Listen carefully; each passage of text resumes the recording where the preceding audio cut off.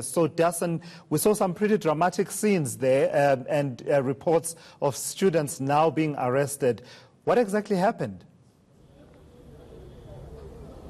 Well, fortunately, all of that has subsided for now, Tulas. In fact, this started just before 7 o'clock today. It was part of what students called the MUT shutdown. Now, they wanted to do this because of issues that they claimed they had with the financial aid scheme.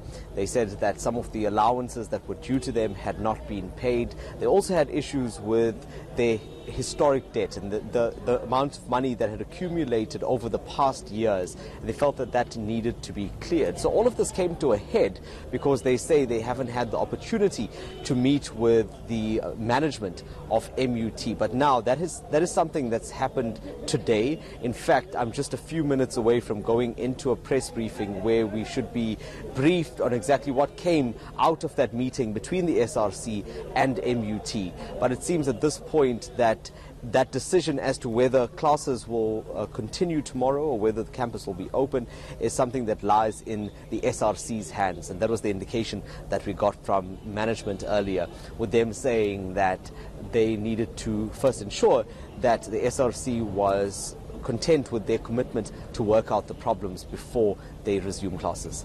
Well, I guess it's a good sign that at least the parties are meeting. Any news on how that meeting went?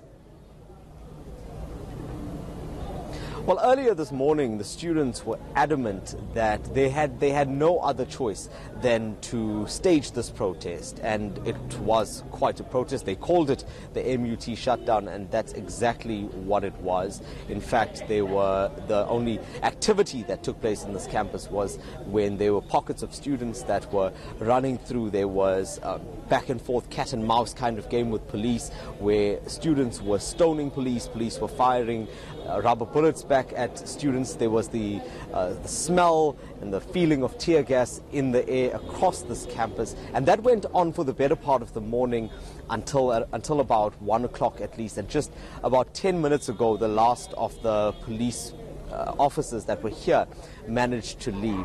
So now they say that they are open to hearing what management has to offer. That was the last conversation that I had with the SRC before they went into that meeting, which by my count went on for over 2 hours or so.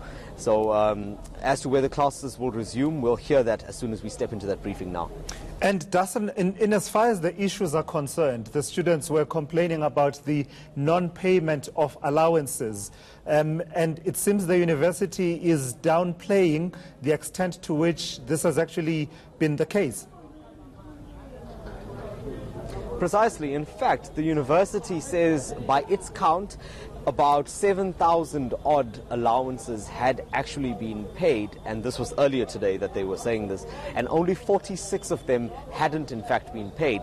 And even with that, the university is saying that that didn't happen because the students had given out incorrect banking details. Just about an hour ago, a lady, Mbali Mkize from the communications department, did say to us that that number had since increased. In fact, more than that had been paid out. The number was now sitting in the region of about 8,000 or so. So what the university has asked of students is for them to come forward. If they're claiming that another 1,000 or 2,000 students had not been paid, they want them to come forward with those details, and then they're saying that they would look at each of those on a case-by-case basis and hopefully resolve any outstanding issues.